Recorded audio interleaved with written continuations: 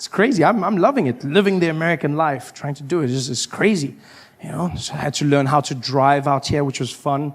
To get a car, obviously, which I just almost couldn't get. You have to fill out forms, and then they want your credits. And in America, credits is very important. I don't understand the concept. I'm in the car dealership, and there's this Asian gentleman helping me. We're going through the forms, and he says, "So how long have you lived in America for?" I said, I haven't lived here for long. He said, "Oh, this not good for you. This not good for you." I said, "What do you mean?" He said, "No, you cannot lease car in America unless you've been here a long time, because then you don't have credit, okay? You don't." I said, "Well, I've got the money to pay for it." He said, "Yeah, that's not the point, okay? That's not the point. In America, okay, in this country, we want credit, okay? Our country focus on credit. If you got good credit, you can buy anything. We don't care about money. We want credit." I said, "Well, credit is the assumption that you can pay back the money." He's like, no, that don't count here, okay? In our country, you have good credit, you can buy anything, okay? You got good credit. He's like, our country. And I was like, look, I hate to be rude, but when you say our country, do you mean our because you live here now, or our because the Chinese own it? And he was like, it's a bit of both, okay? Yeah, but no credit for you, no car. Okay, goodbye. I had to just buy myself a car. You know, this horrible thing, drive around. And that's the worst thing, driving in America. Wow. On the other side of the road, you feel like a rebel, you know, until you see the other cars coming, and then it's not so much fun. You know how many times I did that, just going to the wrong side? And don't trust movies. It's not easy to do that whole thing. No, people don't just drive, and no, they stop. They just look at you and go, "What are you doing?" In the movies, you drive past. "What are you doing?" Aren't you supposed to? No, they don't drive. They just wait for you to turn around, and the street is so small. You're doing one of those turns, just watching them in your shame, just like it's horrible. I had to practice for months. It was the worst. I remember I drove into a street once. I thought I'd learned. It had been months. I'd been doing it well, and then I turned into the wrong way, and I saw this little old Asian lady driving towards me, and I was like, "No!" And there was nobody else, so I swerved the car around. I was like, "Whoa!" I was like, "Yeah, hero!" And I drove, and there were 50 cars coming this way. And I was like, "You bitch!" And I told my friend the story. I told him this. I was like, "Oh, this is what happened." And he was like, "Oh, that's so funny, man. That's so funny." And he's like, "Who was driving the car?" I said, "A little old Asian lady." And he's like, "Oh, yeah, you can't say that, man. You can't say that." I said, "What do you mean?" He's like, "Yeah, you can't say she's Asian." I said, "Why not?" He's like, "Yeah, because that's racist." I said, "What, that she's Asian?" He's like, nah, if she's a bad driver and you say she's Asian, that's racist. I said, "So let me get this straight. Asians are not allowed to be called bad drivers? Is this not racism in itself? Everyone else is allowed the world of bad drivers. But if I'm driving on the freeway behind an Asian person and they're swerving around, and I go, 'This bad driver, you drive like crap.' And I pull up next to them, I'm like, 'Oh, no, sorry. You're not a bad driver. You're just Asian. I'm sorry.'" Not racism in itself. It's madness. So now what I had to do was get around using a GPS, you know. Decided to get one of those. First, I tried to be a cheapskate. I thought, get a phone with a GPS. That was a horrible mistake. Bought myself one of those iPhones with Siri.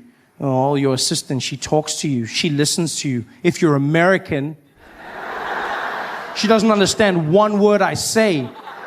I don't understand why. I speak English, and they're talking to her. Doom, doom. She's like, "What do you need?" I'm like, "Siri, please call Peter."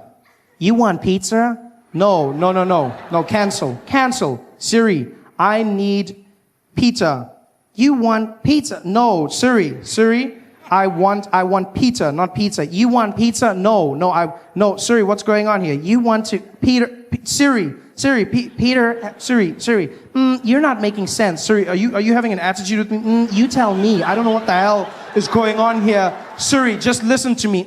"I don't know." "What do you mean you don't know?" "Siri, just, bitch. Dialing mom. What the hell?" This is horrible. I had to buckle down and buy myself a real GPS to get me around, which has been working like a charm. If you don't have a GPS, you get yourself one. It's the best thing you'll ever do. Just don't make the mistake I made and buy it from Craigslist. I bought one off Craigslist, and the guy who sold it to me didn't tell me that it was a Spanish language GPS, which was not so good. I didn't understand anything she says. Look, I still get around because the arrows are in English, thank God.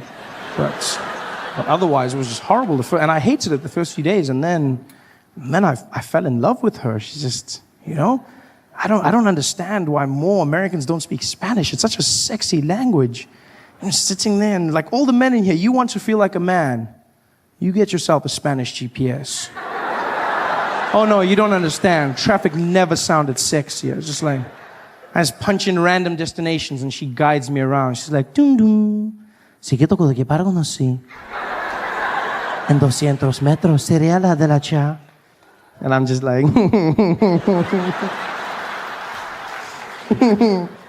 oh shucks, Tom Tom. You say that all the time. This is sexy, She just guides me around. It's beautiful. I love that. I'm going to learn Spanish because of that. Spanish has gone up my list. I had a few languages in Spanish. Spanish was like 6th language. I spoke 4 languages in South Africa. And then the 5th language was going to be Japanese. And then Spanish but now Spanish has gone up. Japanese I've had to pause because of the earthquake. There's not that many of them traveling now. So it's sad. There's no one now. Just like walk around the streets, But Spanish has gone up. Because I was getting good at Japanese, don't get me wrong. I was getting really good. I could say, and it's a great language. It's powerful. Because you speak Japanese from your chest. It makes you feel strong. Hey there. Yeah. Very strong. Whereas English you speak from the head and the chest. Do you know what I mean? You speak it head and chest. You wouldn't know this. You wouldn't know this if you listen to many coastal girls in America.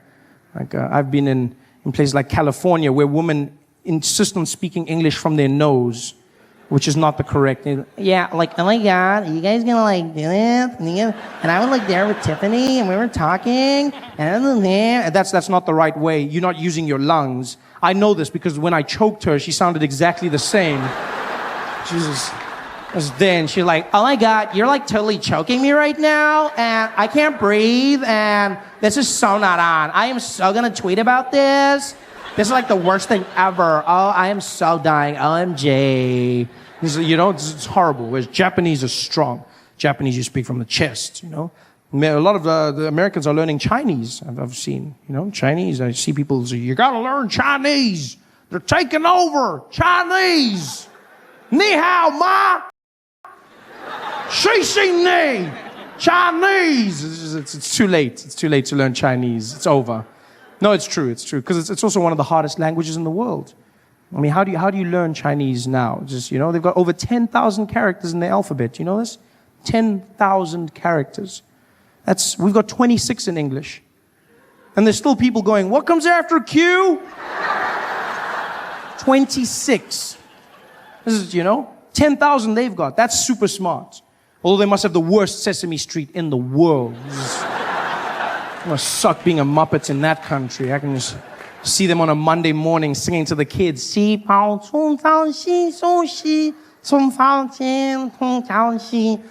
years later. It's just horrible. Horrible. Hey there. Thanks for watching. Now, all I need you to do is click on that little circle on your screen. Yeah, that one. Oh, yeah, just like that. Hold on. Yeah, click. Nice. Do you guys have any questions? Any thoughts on Jon Stewart coming back to that's the greatest thing ever. Are you kidding me? It's like Jordan that's like one of the wild, I remember talking to friends about this. I was like, I wonder if John would ever, and it's like, yeah, but John was, and he was like gone for so long, and I was like, will Jon Stewart come back? And then when they said it, I was like, of course, and in the election, you know what it's like? It's like, I love Marvel movies, like, well, not the new ones, but like there was a bunch, when they were still like really good, you know what I mean? And this scene feels like, that moment where you don't know that a hero is gonna jump into another movie? That's what it sort of feels like. It's sort of like Thor's hammer, in that scene when they're all like fighting, what's his name again? Ring guy. Thanos, thank you. Yeah, Thanos. And that scene with the hammer, that's what it felt like John coming back. And he's smart to do once a week. John and I always spoke about this. And like the hardest thing about doing the Daily Show is the fact that it's daily. It really is. It's the hardest thing about it. And John and I would always talk and we'd be like, man, if only there was a way you could just do like a day of the show. And then like now, I literally messaged him and then I was like, you son of a b****, you figured it out! You figured it out! God it! Godspeed, Jon Stewart! When I came to New York for the first time, he said to me, he's like, come hang out at the show with me. And so I went to hang out with him. And we had so much fun just bantering. I wasn't supposed to be on the show, by the way. We had so much fun bantering that John was like, come on the show. He's like, let's do something on the show. And I was like, oh, I don't know. And he's like, no, let's do something. We'll make it fun. And we did. We made it fun. We had a good time.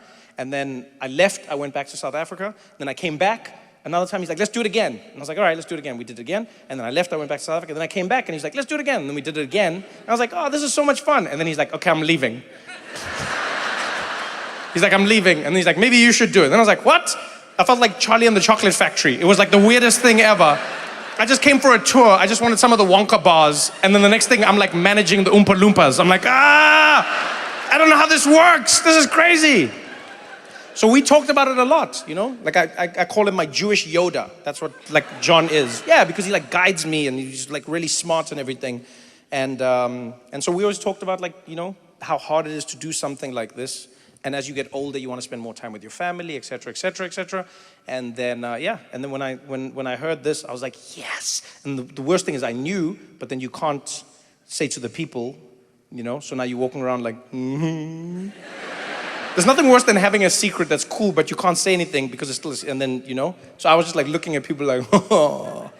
And they're like, what? I'm like, oh, you don't even know. You don't even know. So you're originally from Austin. Okay. All right, so what would you suggest? What's your name, man? Laurel. Laurel? Pleasure to meet you, Laurel. So you're from Austin. Where in Austin are you from? South Austin. I like how you just do, I've never been to a place where people do that, by the way. Yeah, you guys just have like compass directions. So if I were in New York and I said to somebody in the audience, where are you from? They'd be like, oh, I'm from New Jersey. I'm from Long Island. I'm from Queens. I'm from Brooklyn. I'm from, here, people are just like, South. I'm sorry, relative to where we are now, or what do you mean? I'm from South. It's like, you know, we have names for places now. You don't have to have that old time mentality anymore. People act like they're still on horse and carriage. What part of town do you live in, partner? I live south. Literally, it's just like, and I've learned there's inflections to them. So people will be like, south, they say it like that.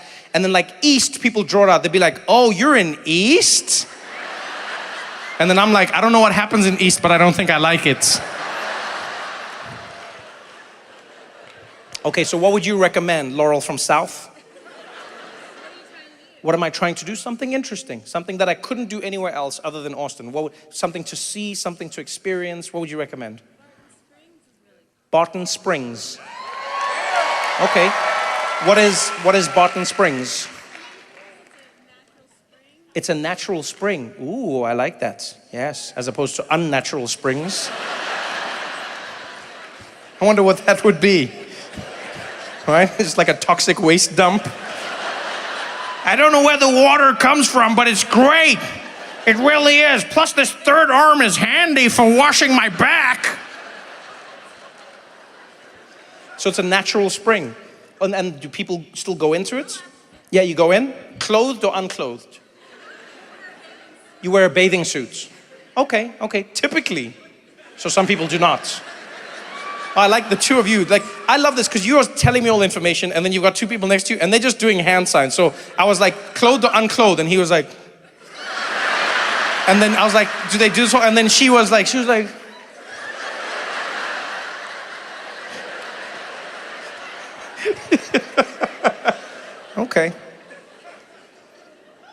Okay, so it depends on, all right. Does it depend on the day? Are there like more nude people on certain days, or it just depends on me? Like me as Trevor, like if I'm there, then it changes? Oh, just as a person. Oh, I thought you were like, Trevor, you have the power. Oh, that would have been exciting. I would have been there tomorrow like, hey, take that off.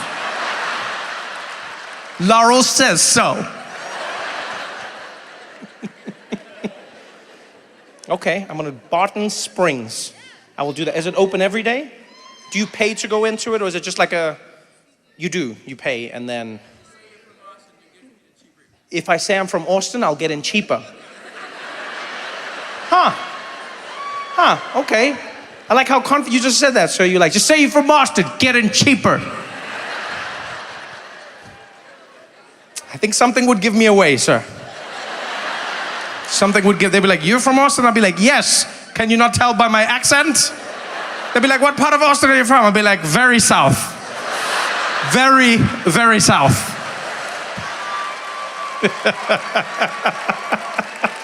Oh, that's fun.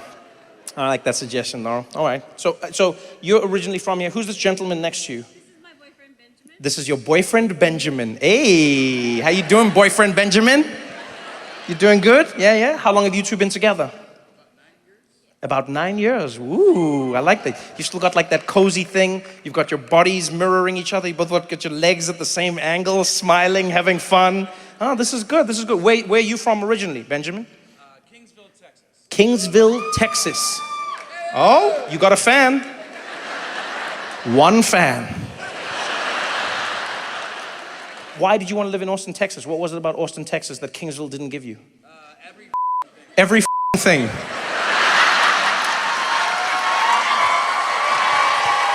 The way he said that was amazing. He's like, everything.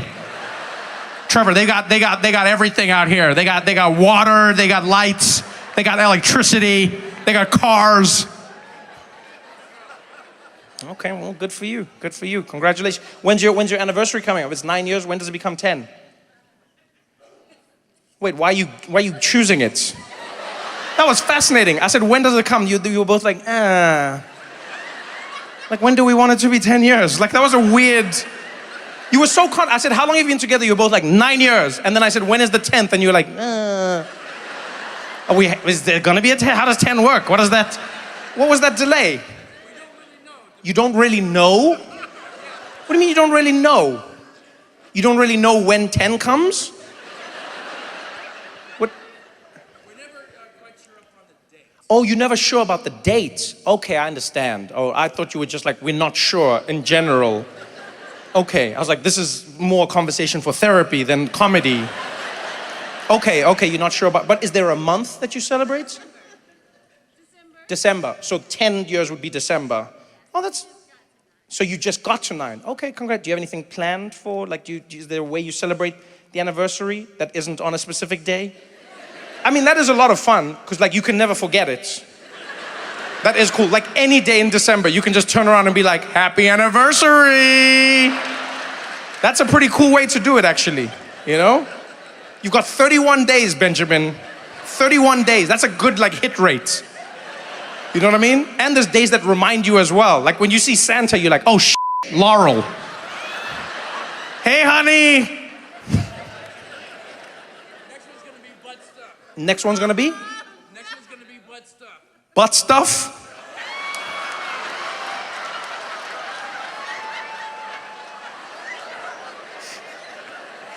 Oh, man. I love how you said that with the biggest grin on your face. You were like, the next one's gonna be butt stuff.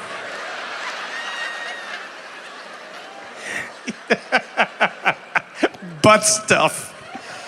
Oh, that's cool, Benjamin. I like how excited you are for that, Benjamin. You really are. So Laurel's just gonna be there butt stuffing you. You'll be like...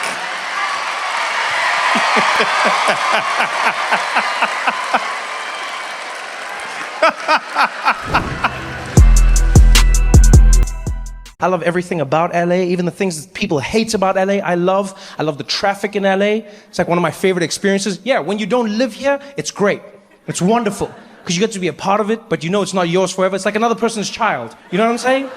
Yeah, you get to be like, this is crazy. Have it back. That's what it feels like.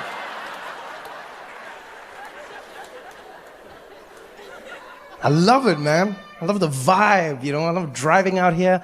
You know, and while I'm out here, I get to listen to the radio, because you guys have great radio stations, because you're always in your cars, you know. In New York, like radio's not a big thing for me living in New York. I ride my bicycle, I walk through the streets, I can't listen to music because I'll die.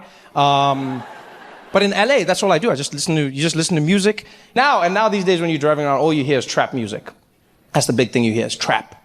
That's the new music on the radio. It's really fun, trap. I don't understand what they're saying, but I enjoy it, you know.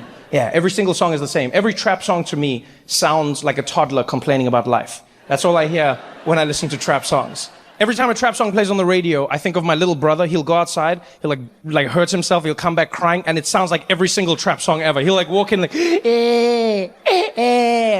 and I'll be like, yo, Isaac, what happened, buddy? He'll be like, and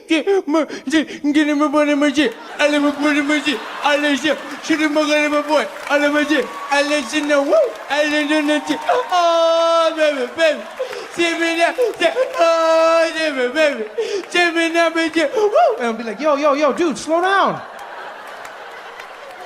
I thought you were playing with your friends. What happened? All my friends are dead. With me to the end. All my friends are dead now. Give me to the end now. I'll be like, yo, go talk to your mom, man. I don't know what you're saying. Go talk to your mom.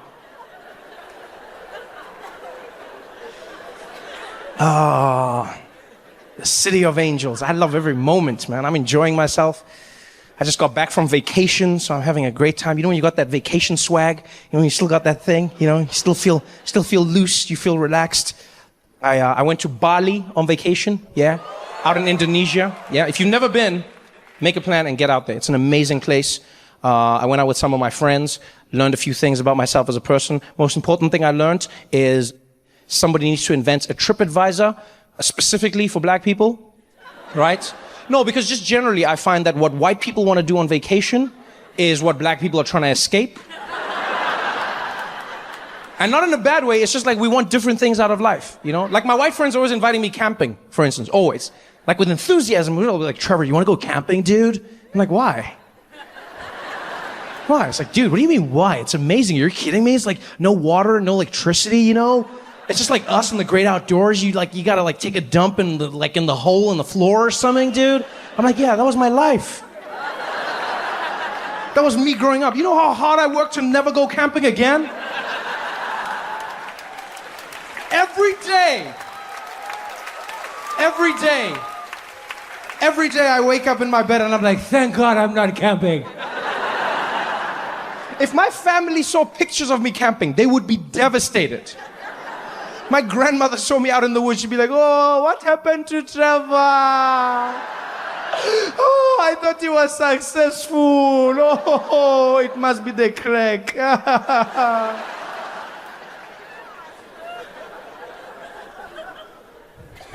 want to go camping. So I went with my friends to Bali. They planned the trip. And before we went, I asked my friend, I was like, yo, Mitch, what are we going to be doing? And he was like, dude, don't ask questions, Trevor. It's just going to be a great time. I was like, yeah, I want to know what the great time is going to be about. He was like, dude, don't ask questions. I should have asked questions. Because we had fun. But the trip, there were a few things that were weird that I wouldn't necessarily do on my own. For instance, on the third day of the trip, right, we had what was planned, what was built in our itinerary as an authentic Balinese experience. Right? That's what they called it, an authentic Balinese experience. And what they did was, they woke us up at 5 a.m., put us in a little bus, and we drove for 3 hours. And when we got there, get out of the bus, we're in the middle of it, it's like a remote village, and the little tour guide, really happy, way too happy for that time, and he's just like, welcome everybody, are you ready for a good time? And I'm like, yay. And so he's like, my name is Deng Basan, and I'm going to be your guide. Today, you will have an authentic Balinese experience. So exciting! Follow me. And so we follow him, and he walks up to a little door. And I'm like, oh, okay, this is going to be like a temple or a cave or something. And he's like, welcome, ladies and gentlemen, to the real Bali. And he opens the door into somebody's house. This is not a museum house. This is just a house. Like someone lives there every single day. He opens the door, and he's like, this is the home of someone in Bali. He eats here. He sleeps here. I'm like, does he know we're here? Because we didn't knock. Nobody answered the door. For all I know, we're breaking and entering right now. We're in some weird Balinese gang. I don't know how this works. And as I'm about to ask the question, he turns and he's like, over here you can see the owner of the house. He's in the corner. And we turn and there's a man the whole time. He was just sitting there, frozen stiff. And now I'm like, is this guy part of this? I don't know if we should be doing this or should not be doing this. And Deng Basan turns to him and starts speaking to him in Balinese. He's like, Tengrawata Sangaraka. He's like, okay, you can touch anything. And so I'm like, oh no, I don't think we should. Before I can even finish, the people in our tour group were like, yeah, touch it all. Oh my God, touch it all. Oh my God, does he sleep here? Oh wow, is this where he eats? Oh my God, I can never do this. Oh my God, excuse me, thank you so much for having us. Oh my God, I appreciate my life so much more right now. Thank you so much, this is horrible. Can we take a selfie? Thank you. Are you on Instagram? I'll just put hashtag the man. Thank you. Oh my God. So I'm really awkward right now, right? Because this is like something culturally I'm not supposed to be doing. Right? As an African person, I should not be in somebody's house rummaging through their life. So I'm standing in the corner, really uncomfortable. And the owner of the house, he's really accommodating. He's friendly. You know, he's like, yes, thank you. Enjoy. Thank you. And then he turns and he looks at me. And this was one of the most magical moments, right? Because he was smiling at everyone else. And his face completely changed when he turned. He was a little hospitable. He's like, yes, thank you.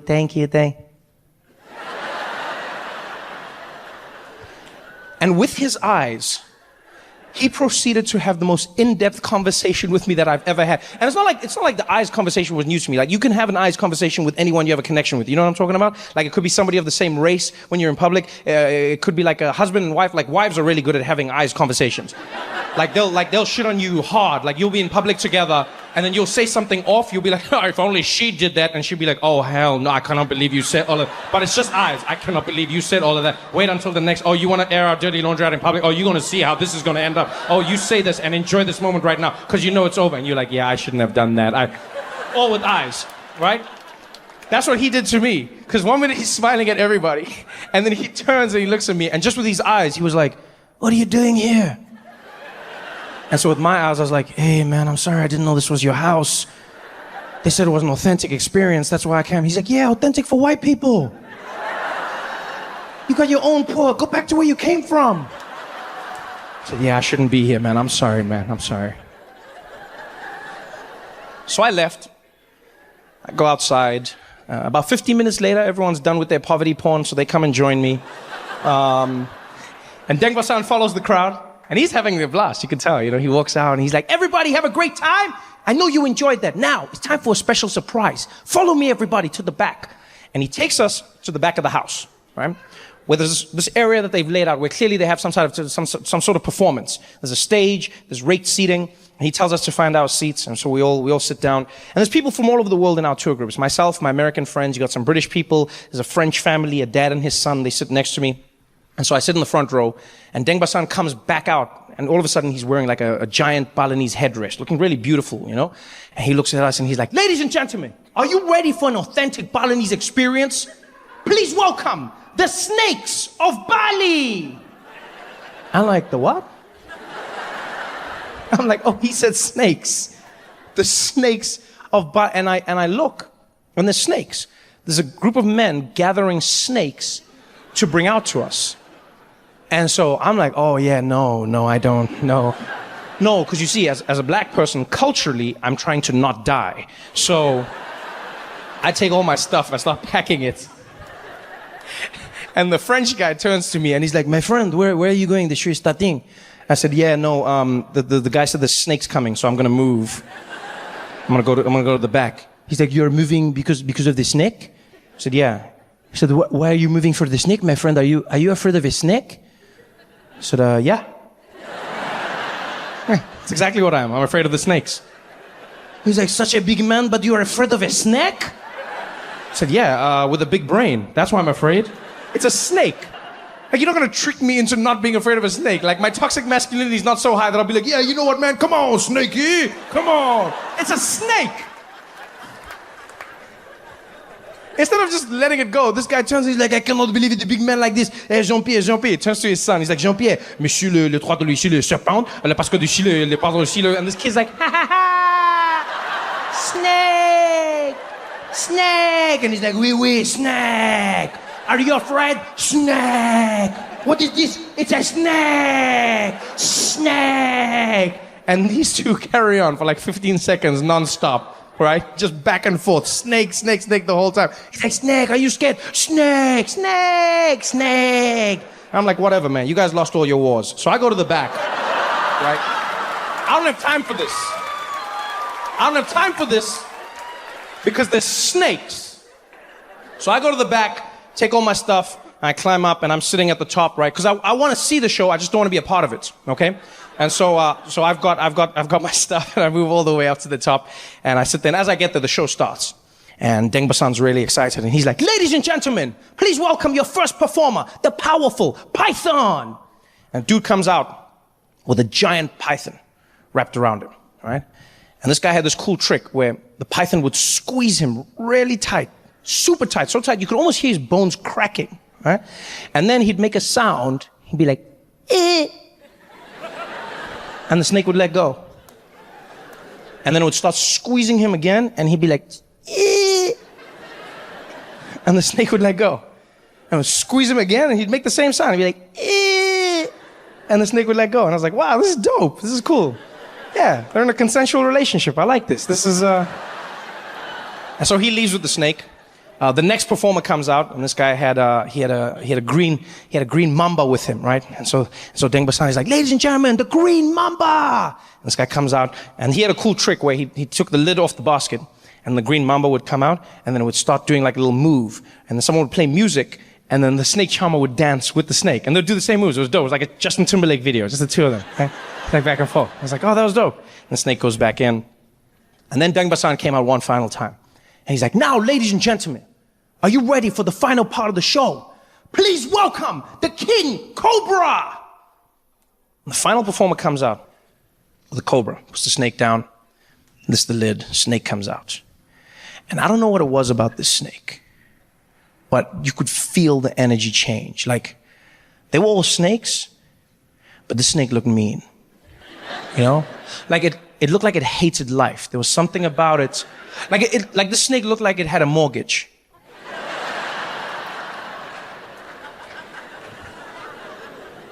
Because it looked at us, and then it fixed its eyes on the charmer. And he was really cool and calm. He didn't even look at the snake. He addressed us.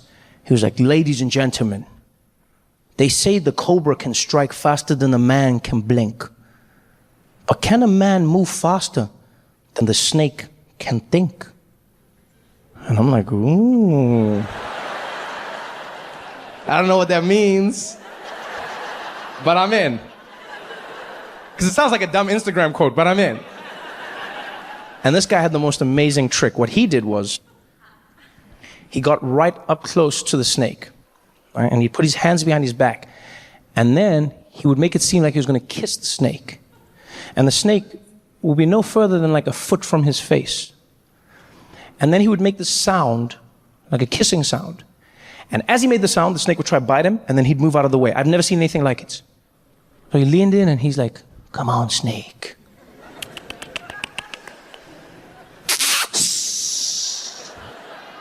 Too slow, Snakey. Try again.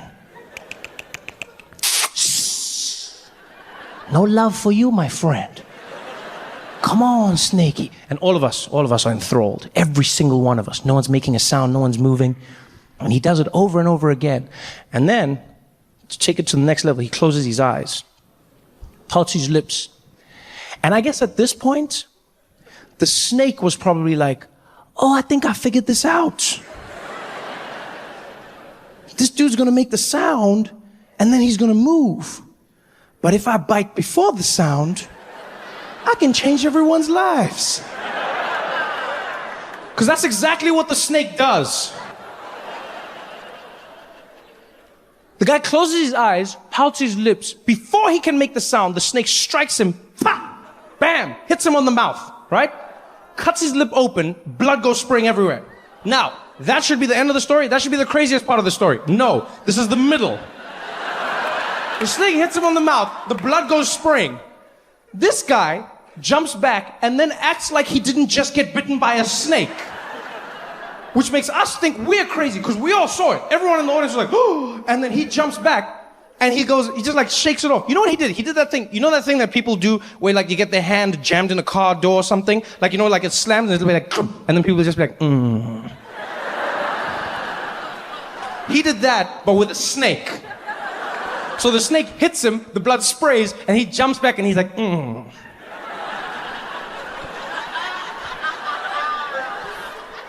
Don't worry, we're fine. Don't worry. Don't worry, everybody, we're fine. Relax, relax, we're fine, we're fine, we're fine. But we weren't fine. You know how we know this? Because his face started melting on the one side, right?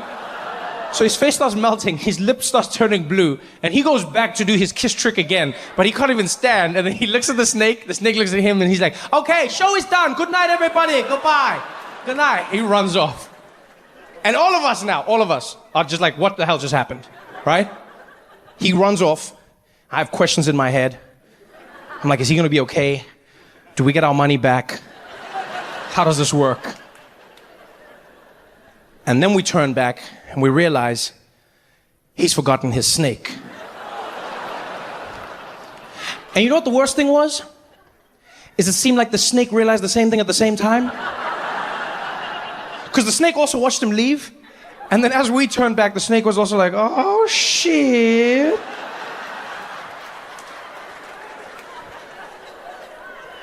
And so now, it's just us and the snake. And mind you, there's no barrier, right? There's no concrete, there's no glass, there's nothing. It's an authentic Balinese experience. So we're all staring at the snake is staring at us. And then one genius decided now would be the perfect time to get an Instagram picture.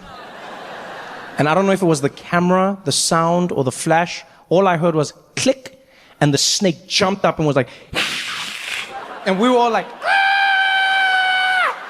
and then it was chaos. Pandemonium ensued. Now don't forget, I was at the back, so I just jumped off. I was like, haha, being black saved me. I was out. Panic ensued. Everyone jumps up, people are trying to scramble, like trampling over each other. The French guy was my favorite because he jumps up and he's like, Sacre bleu! Le serpent! Le serpent! Allez, Jean-Pierre, allez! And he's pushing the people and he's running. He's like, allez, Jean-Pierre, Jean-Pierre! And when he turns, his son hasn't moved, right? So little Jean-Pierre is planted to the spot, terrified. And you see his face, he's like, Papa! Papa! Papa! He's like, Jean-Pierre, allez, Jean-Pierre, allez, mon ami! He's like, Papa! Papa! And so the dad realizes he's got to go back in and save his kid, right? But now this is one of those moments where I think you can see the fundamental difference between mothers and fathers, right? Because a mother would run in without thinking and she'd be like, I will die for my child. Strike me now, snake. Right? That's moms. Dads will also save their kid, but in the back of their head, you know the dad is thinking, yo, I'm gonna save my kid, but I don't wanna die. I mean, I don't wanna die because this dumbass didn't know to run when his dad was running. I mean, there's a snake, and I start running. Why wouldn't you run at the same time? Now I gotta die for your dumbass, which makes no sense, because I can make another one of you. You can't make another one of me. I should just make you a brother and we can mourn your dumbass death together. I don't even know why we're doing this right now. I think that's what the dad was thinking, right? Because he didn't fully commit. Instead, he tried to sneak in behind his kid. And then he grabs the back of his hoodie and yanks him to safety. So now little Jean-Pierre is choking in the ground. He's like, and he finally gets him to the side. And another snake charmer comes running out, grabs the snake, puts it in the sack. And finally, danger's averted. Everybody's safe. Everyone is safe, but terrified. Some people are crying, others are in shock. I'm standing on the side watching all of this. Little Jean-Pierre's there with his dad. They're both in tears. He's like, désolé, mon ami. Désolé, Jean-Pierre, désolé. And he's like, Papa, le trou de léger le poids de l'échoua. Le poids de... And I don't speak French, but I know this kid was like, you asshole, you left me. I'm gonna tell mom. And so I'm staring at them. And I guess they could feel that I was staring. So they both stopped at the same time, and they turned and looked at me, and I looked at them. And in that moment, I realized we're all human beings. We'll experience the same thing. We went through the same trauma. No matter what happened to us before, we're all human beings. Because they looked at me and I could see in their eyes what they'd just experienced, what I'd experienced. And in that pause, I bent down, I got real close to them and I was like, Snake.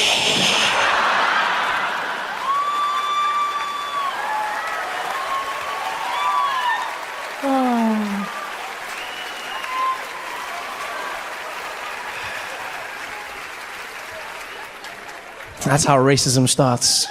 Australian news. Been here for 3 weeks now. I watch the news every single day. It's adorable.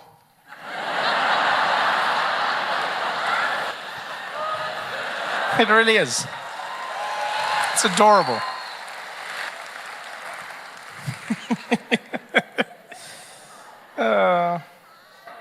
Like the week, I think it was the week before I came out, I started watching just before I came, just to see what some of the headlines were and everything. I remember the tone of the presenter. They were like, and in sad news, Reagan has announced she will not be competing in any future Olympics. I love how that was a news story. That's when I knew that Australia is having a good time as a place. The fact that that could make the news tells you how well you are doing, right? The news could actually save and put aside time to talk about the fact that Reagan would no longer be competing. Like, I love how they said it like we thought there was a chance that she would. They're like, Reagan has announced that she will not be competing in the next Olympics. We're like, yeah, we know. We all knew. We knew from the first moment when she did this. We and everybody else watching was like, yeah, this person's not coming to the next Olympics. I don't know which part of this made someone think next Olympics. Oh, man. I'm happy for Reagan. I like what she did. First of all, people didn't even know breakdancing was in the Olympics.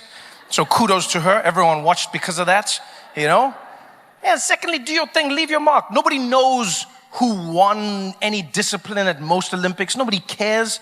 That's what you want. You want to be remembered. And that's what you did. You just did something special. And what a way to do it. What a way to do it. She used up all her white privilege at one time. At one time. Most people sprinkle it through their lives. Save some for a promotion. Oh, got pulled over, but gonna get a letter with a warning. Oh, get some land that I shouldn't have. Oh.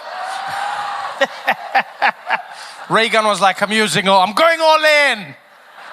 Like, Reagan, you can't use it all at once. Watch me.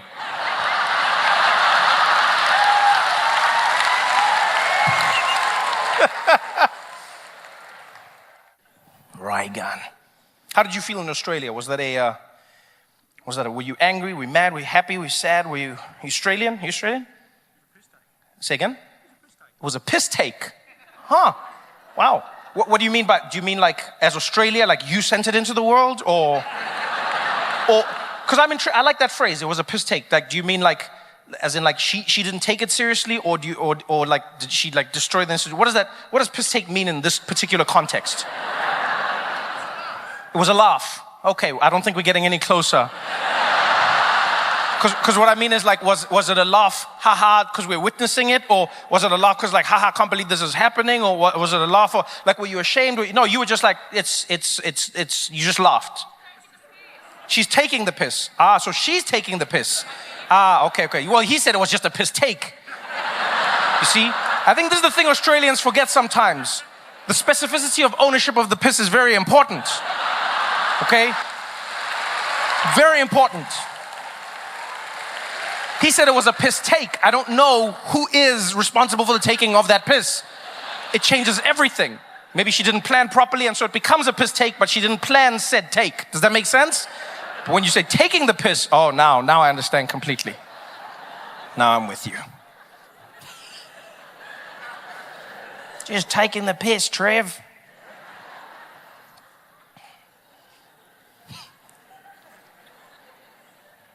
Sometimes I feel like Australia is taking the piss. Just as a place. Just like as a vibe. And I get it. I think you need to as Australia. You know? Things are going too well out here. And I know you think they aren't, because you have to tell yourselves that so that you feel like you live in like a functioning place where things go wrong and stuff, but it doesn't. I'll tell you as somebody from the world, no. No. Guys have...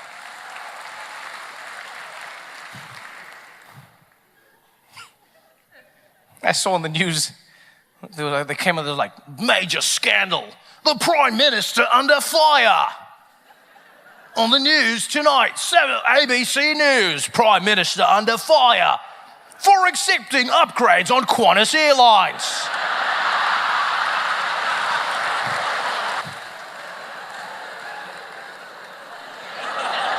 That story was the perfect encapsulation of Australia taking the piss. It is the perfect encapsulation.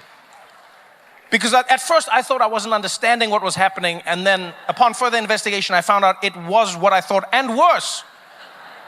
Your politicians are in trouble because they got free upgrades on Qantas Airlines. That is the extent of the scandal. This is it. Not they kicked Australians in the seats, out of the seats so that the politicians could sit in. No. No. They just got a free upgrade, as in they had already purchased the tickets, and then the airline upgraded them further. And I understand, like, for some of the politicians, maybe, but then there were like two people who were in trouble. The Prime Minister in trouble, and it's like your Minister of Tourism or Transport. Yeah? I was like, but you're the Minister of Transport. If the Minister of Transport cannot get a free upgrade in the transport sector, then what is the point of the job? What are we doing here?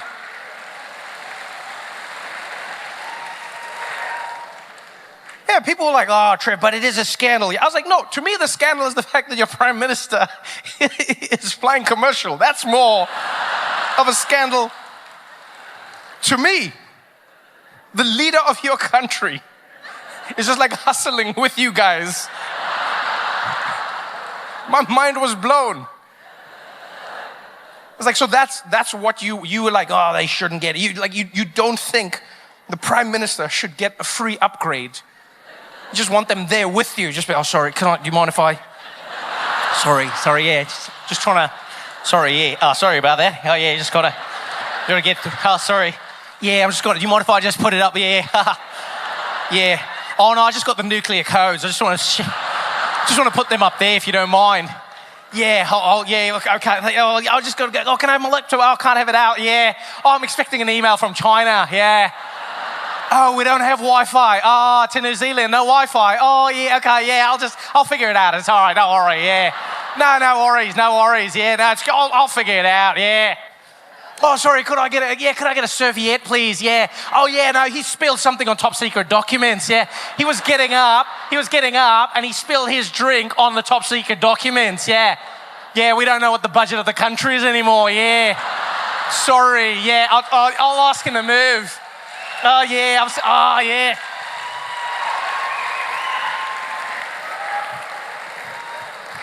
What an insane story. That story has been in the news every single day that I've been here. Every day. The first day I was like, okay, I get it. Maybe there's nothing else. The second day, third week, I was like, come on, guys. Surely something else is happening in your lives. Weeks. People are like, but Trevor, we can't tolerate this. This is corruption. I was like, you think this?